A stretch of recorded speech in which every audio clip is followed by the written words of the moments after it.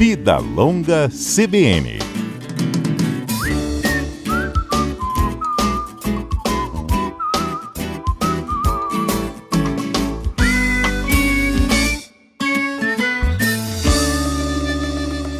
Professor Lucas, bom dia. Bom dia, Patrícia. Tudo bem? Muito obrigado pelo convite mais uma vez. O prazer é todo nosso em conversar com o senhor, principalmente para falar sobre um assunto tão importante, porque a gente já sabe que exercício físico faz bem para a saúde, né? Sim, a gente sempre ouve falar sobre isso. Mas agora, com o estudo da USP, fica comprovada a eficiência, a proteção, a cognição durante o envelhecimento. Ou seja, mais um benefício ainda para a gente fazer exercício físico com vontade e com prazer, né? É isso mesmo, Patrícia. A gente tem uma relação muito estreita quando a gente pensa em atividade física, em exercício físico, com benefícios físicos. E nos últimos 10 anos tem ganho muito destaque, tem muitos grupos ao redor do mundo investigando os benefícios numa perspectiva mental, uma perspectiva cognitiva. Cerebral mesmo, Então, né? cerebral, Uhum. exatamente. Esses grupos têm olhado para desfechos mesmo de cognição, como, por exemplo, memória, e no caso do nosso estudo, a gente olhou para o tamanho mesmo, o tamanho do cérebro, né? Então, nosso grande ponto era, será que o cérebro de pessoas que são fisicamente ativas são aquelas pessoas que se movimentam mais no seu dia a dia, seja nas tarefas de casa, seja por algum motivo mais relacionado ao trabalho, ou seja, por um transporte mais ativo? Será que essas pessoas vão ter o cérebro diferente daquelas que não se movimentam, daquelas que não fazem atividade física? E especificamente a gente olhou para idosos, né? Então a gente olhou para pessoas com mais de 60 anos, tentando entender se esse cérebro poderia ser diferente quando dividisse tais idosos por grupos mais ativos ou menos ativos. Uhum. E foi um pouco disso que a gente viu. Vamos lá. Quando o senhor fala sobre o aumento do cérebro, né? O que acontece com o cérebro de uma forma geral quando a gente está fazendo atividade física? Que aumento é esse? Que a gente imagina aumento de tamanho mesmo. Cabe? É, cabe sim, é um aumento de tamanho. A gente tem muita referência normalmente do exercício físico ou de ser mais ativo, né? De alteração do tamanho do músculo, por exemplo. Isso é muito sabido pela sociedade, nós temos muitas provas disso, mas o potencial da atividade física de beneficiar o tamanho do cérebro é algo um pouco mais novo, né? Uhum. E de forma geral, a gente tem alguns estudos que explicam por que que isso acontece, né? Então, quando a pessoa ela é fisicamente ativa, ela atende essa recomendação de atividade física que é proposta pela Organização Mundial de Saúde, que é fazer mais de 150 minutos de atividade física moderada ou vigorosa por semana. Essa pessoa ela vai ter alguns benefícios, né? Então, o fluxo sanguíneo, por exemplo, na região cerebral, quando você está em movimento, ele aumenta. Se você se movimentar mais, a sua saúde cardiovascular vai ser melhorada. O fato de você ser fisicamente ativo favorece uma série de questões moleculares, inclusive. Então, a gente tem mais expressão de uma proteína que a gente chama de BDNF. Então, o aumento do fluxo sanguíneo no cérebro, a melhora da sua saúde cardiovascular, o aumento da expressão dessas proteínas, dessas neurotrofinas, favorecem a sobrevivência do seu neurônio e a criação de novos neurônios. A gente chama de sobrevivência neuronal e neuroplasticidade. Esses dois pontos fazem com que o cérebro desse idoso seja diferente. O idoso ele vai ter essa perda, e após 50, 60 anos, essa perda do volume cerebral ela é mais acentuada, chega-se a se perder 5% por década de vida nessa fase. E o fato de eu conseguir movimentar mais, eu desencadeio todos esses mecanismos que eu citei e isso resulta num cérebro maior. Uhum. Quer dizer, literalmente, você malha o corpo e malha o cérebro também, né? Literalmente, a gente tem mecanismos que fazem essa alimentação. Uhum. Agora vamos lá, o estudo foi feito com pessoas da chamada terceira idade, melhor idade, pessoas acima de 60 anos. Quanto mais cedo você começa a fazer exercícios, esses benefícios vão fazer com que isso dure mais tempo, ou Sim, o ainda fisicamente começando com ativo. 50, 60 anos, ainda dá tempo de prolongar, digamos assim, ou afastar um pouco mais o envelhecimento? Sim, na verdade, a gente já começa a perder volume, não só volume, mas o processo de envelhecimento ele já começa a alterar o nosso funcionamento como um todo a partir dos 30 anos, né? Uhum. Então, quando a gente começa mais cedo a essa prática, a gente tem mais benefícios ainda. E o grande ponto é, anteriormente ao nosso estudo, a gente já tinha algumas pesquisas mostrando que 5, 6 áreas se beneficiavam da atividade física, né? Então, essa informação ela está bem colocada na literatura. A grande novidade do nosso estudo é que a gente conseguiu, por uma nova tecnologia, uma nova forma de fazer essa medição do cérebro após a ressonância magnética, aferir não só essas 5, 6, 8 áreas, né? A gente aferiu 71 áreas do cérebro. Então, Uau. esse eu acho que é o grande avanço dessa nossa pesquisa, que é mostrar que não são duas mãos cheias de estruturas, né? Perto de Uhum. 10 estruturas, mas são dezenas de estruturas cerebrais que se beneficiam da atividade física. Eu pergunto isso porque muitas vezes os ouvintes estão nos acompanhando agora e estão pensando: eu malhei quando eu era garota, eu fazia exercício quando eu era jovem, agora eu estou com 60 anos, tem 20, 30 anos que eu não faço mais, não vale mais a pena começar agora. Na verdade, sempre vale a pena começar, independente do histórico que você teve.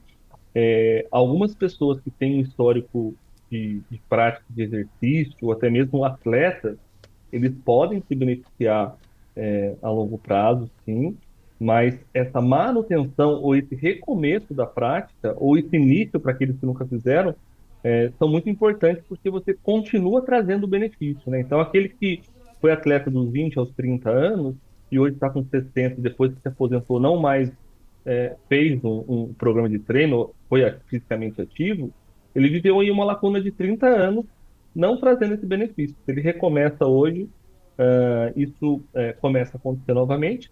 E também, mesmo aqueles que nunca fizeram nenhum programa de exercício ou que foram, não atenderam essa recomendação de atividade física ao longo da vida, uma prática consecutiva aí, de perto de 12 meses já é suficiente para modificar a sua estrutura, cerebral, né? Então, é sempre bom começar porque a gente volta a beneficiar o nosso corpo. Uhum. Então, se eu fui atleta no passado e me tornei fisicamente inativo, é importante eu modificar. E se eu nunca fui, um praticante de esporte, se eu nunca fiz um programa de exercício, se eu sempre fui fisicamente inativo, em 12 meses, iniciando hoje, eu já tenho mudanças estruturais no cérebro. Como foi esse grupo de voluntários que participaram do estudo? Quantas pessoas, sexo, de onde elas são? Vocês pegaram grupos diferentes?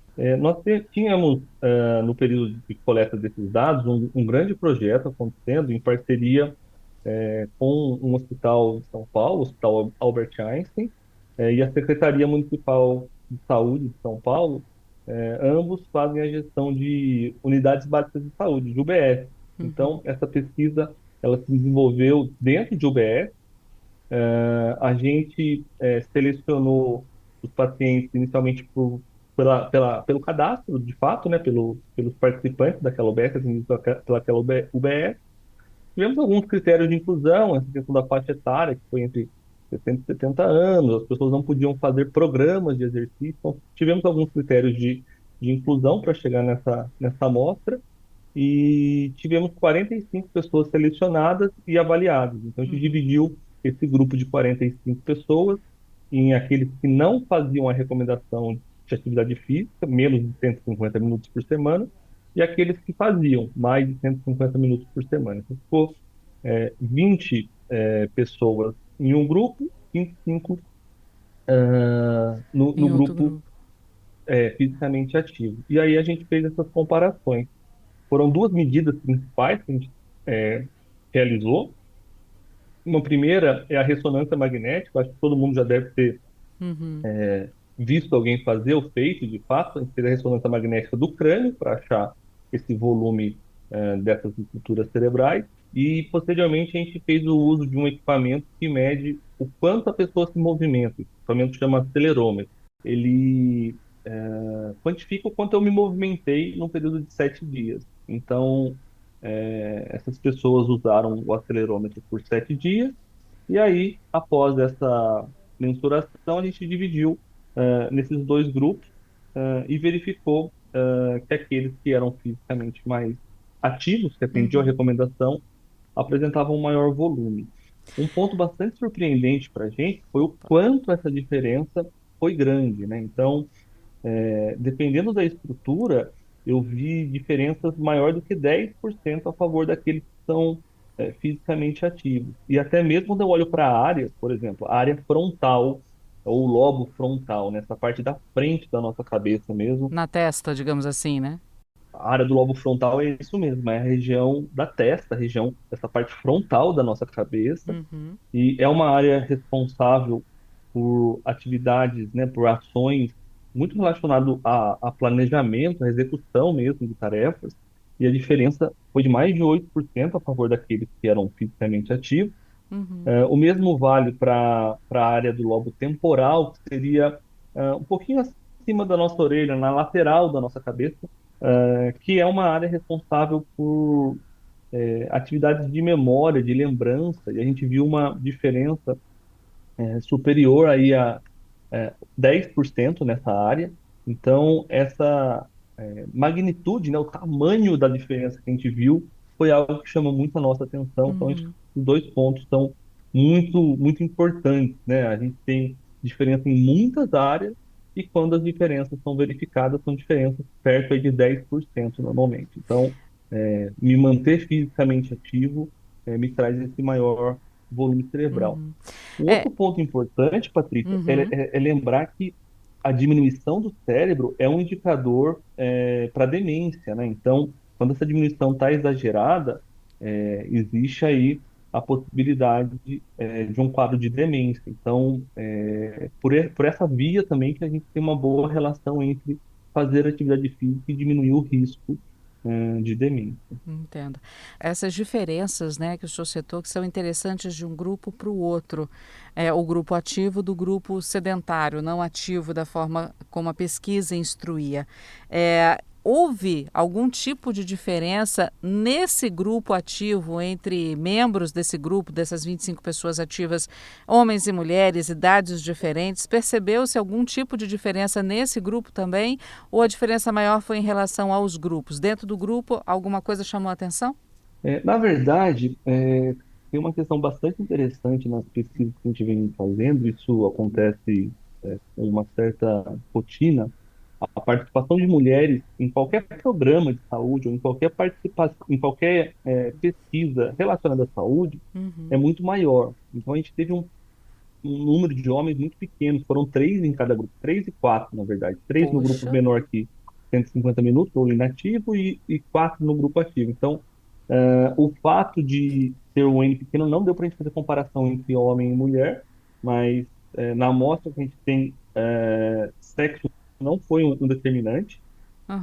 Nós tivemos alguns indicadores que, de alguma forma, chamaram a nossa atenção. Então, por exemplo, o grupo fisicamente, que não atendia a recomendação, né, fisicamente inativo, ele tinha mais fumantes, ele tinha três fumantes e o grupo ativo não tinha nenhum. E isso, Faz inicialmente, diferença foi também, né? um ponto que chamou a nossa atenção. Aham. Após essa verificação, a gente fez outras análises, né? São vários cálculos matemáticos para ver o quanto isso realmente foi importante, né? O quanto ter esses fumantes no outro grupo foi determinante para ver essa diferença.